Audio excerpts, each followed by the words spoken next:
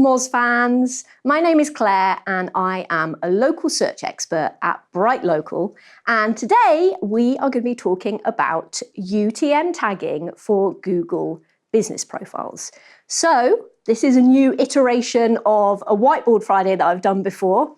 And Google does that thing where it likes changing things. And so today we're going to revisit some of those changes and we're going to look at our UTM tags. So Google My Business has become Google Business Profiles.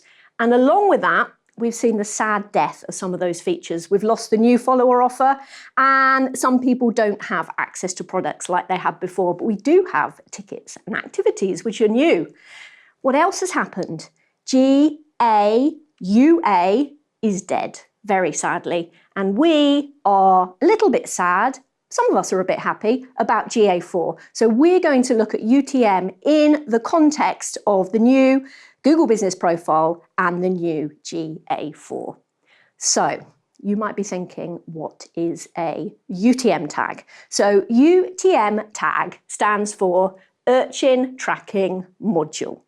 But you can just think of it as something that we add to the end of our external links so that we know where traffic to our website comes from. So as it says here, a UTM code helps us identify the source, medium, and campaign that a website visit comes from. So imagine someone clicks on your link in your Google Business Profile, and then the information about that will then be transferred into Google Analytics. So let's have a look at some of those parameters. I like to think of source as the place where the journey started. Medium is the method of transport. So let's pretend that Google Business Profile is a train. The name, the campaign name, is the carriage of the train. So say, for example, we're on carriage number 1. The content, think of it as the seat number in that carriage, number 61, and the URL is the final destination. That's where we are sending the traffic to on our website. GA4, just to make things complicated, has got some new parameters: platform, marketing tactic, and creative format. I don't use them in my UTM tagging, and also they're not currently available in the UI anyway. But just to make it clear that this fits perfectly within the way that GA4 works. So why would we do this? Well, we do it because we are marketers and we are used to asking for more. So it might be because we want more budget for ourselves. It might be because we need additional members of the team. It might be that we need digital assets. We are also after more data. So by UTM tagging, we get to see much more data in Google Analytics, and we can also use Google Search Console to understand the search queries that people found our profiles for.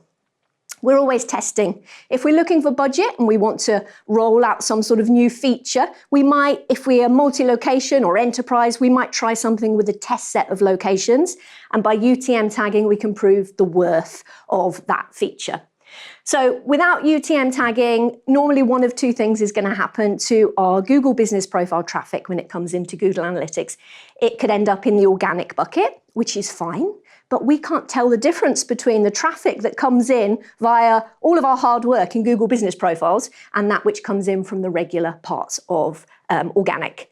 Or it might end up in direct, which is pretty much sad times because all of those mobile apps and browsers are failing to transfer information about the source into Google Analytics, but with UTM tagging, we actually capture that data and it comes in. So let's have a think about where we can actually link from in our Google Business Profile. We're still pretty lucky in that there are actually lots of spots that we can link to our own websites from our Google Business Profiles. What you have available to you as a business is going to be category dependent, primary and secondary categories. But it could include these things. We have a website link that does normally drive the lion's share of traffic. We can have activities, tickets, Google products, Google posts, appointment link, menu link, and who knows what we might have next. It is worth keeping an eye out to see what new features Google is pushing into the business profiles. So, which URL are we going to want to tag? Now, this might seem obvious, but from my many years of working with businesses of all shapes and sizes, I realise that it is not obvious. Do you have one location or do you have many locations? With one location, you'll probably link through to your homepage, many locations through to your location landing page. If it is a Google product, probably the product page, a menu, the menu, an appointment. If you have booking functionality on your website, you'll want to link through to there. If you're using special offer posts, you'll probably want to link to that special offer.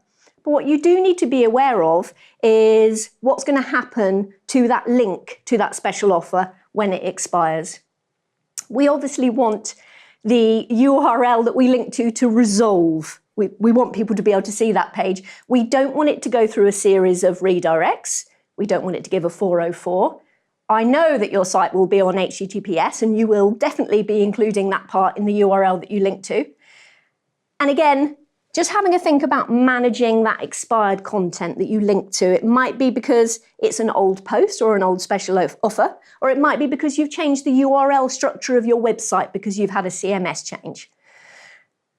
But before you actually add your tags, you are going to need to have a chat with whoever is managing data and reporting within your organization, because it is super important that the UTM tags that you add play nicely with everything else that they are doing with their data. You'll also want to check the default UTM tags out of the box on any third-party tools that you're using, because it is quite likely that they won't fit what you're going to be using. So all of these things that we can be looking at, all of these conversions and micro conversions that you'll have set up on your website, revenue, click to call, clicks out to social media, sign up for a newsletter. It might be content consumption. You might be measuring how far down the page someone reads through. Okay. So this is how I'm tagging my Google Business Profile URLs. I'm using GBP as the source. I'm using organic as the medium. When it comes to campaign name, I'm using the location of that link in the Google Business Profile. And I'm using the campaign content field to give further details of that link.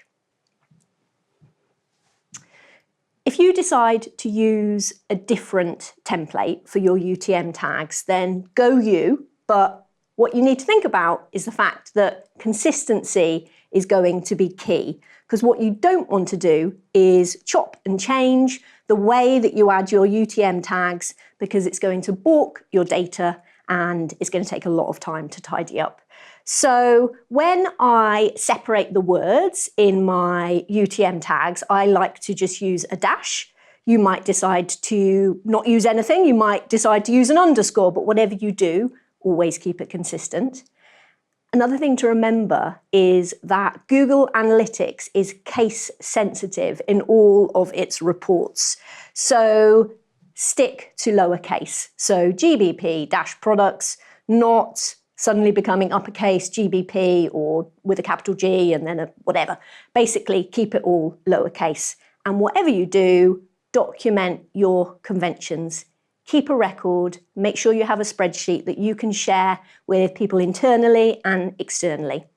So, there we go. UTM tags, that's what they're all about. So, it might seem complicated, it might not. What I do have for you is something that I've put together with love, which is my Google Sheet, which will auto-generate all of your UTM tags for you. Keep it all nice and tidy, all in one place, and that you can share that with people, again, within your organization. So it is here. You will find it. All you need to do is drop your URLs in, and it will auto-generate all of these beautiful UTM tagged links for you. So I hope that was helpful. It was lovely to be here today, and hopefully see you again soon.